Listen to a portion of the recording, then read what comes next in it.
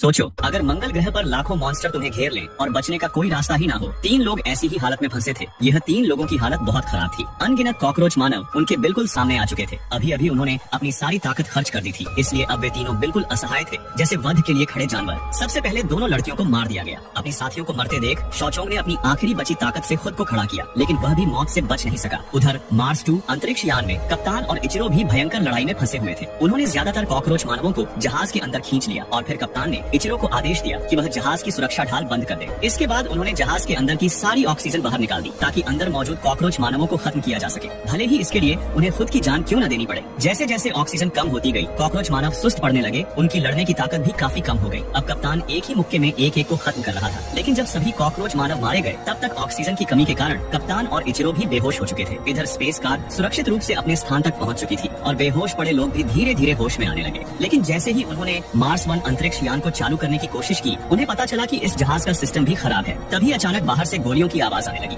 दरवाजा खोलने गए 2 साथी बिना रूप बदले ही कॉकरोच मानवों के हाथों मारे गए। जब बाकी 3 लोग बाहर निकले तो उन्होंने देखा कि दोनों पहले ही मर चुके थे। लेकिन उन्हें सबसे ज्यादा हैरानी इस बात की हुई कि अब कॉकरोच मानव बंदूक का भी इस्तेमाल कर रहे थे। अब श्याओ जी के पास भी कोई विकल्प नहीं बचा था, उसे अपना रूप बदलना पड़ा। वह सभी कीड़ों में सबसे खतरनाक भिंड बना, जिसके हाथों में बेहद जहरीले डंक थे। उसके एक ही वार से एक ताकतवर कॉकरोच मानव गिर सकता था। श्याओ जी को इतना शक्तिशाली देखकर वुतेंग भी खुद को रोक नहीं पाया और उसने भी दवा अपने शरीर में इंजेक्ट कर ली। वह डेजर्ट टाइगर बीटल बन गया, जिसके बेहद मजबूत पैर थे। वह एक छलांग में पत्थरों की परत को पार कर सकता था और उसकी टांगों की ताकत कमाल की थी। इसके विपरीत उप कप्तान एक प्रेइंग मेंटिस बन गया। उसके हाथ तेज धार वाले ब्लेड जैसे थे, जिनसे वह कॉकरोच मानवों को आसानी से काट सकता था। तीनों के तालमेल से कुछ ही समय में दर्जनों कॉकरोच मानव मार गिराए गए। उधर मार्स 2 अंतरिक्ष यान में ऑक्सीजन सिस्टम धीरे धीरे फिर से काम करने लगा। अर्धहोश की स्थिति में पड़े कप्तान को अचानक एहसास हुआ कि वह कॉकरोच मानवों के दिमाग को नियंत्रित कर सकता है और उन्हें अपना कठपुतली बना सकता है। असल में इससे पहले भी उसने इसी तरीके से एक कॉकरोच मानव को काबू में करके अपनी जान बचाई थी।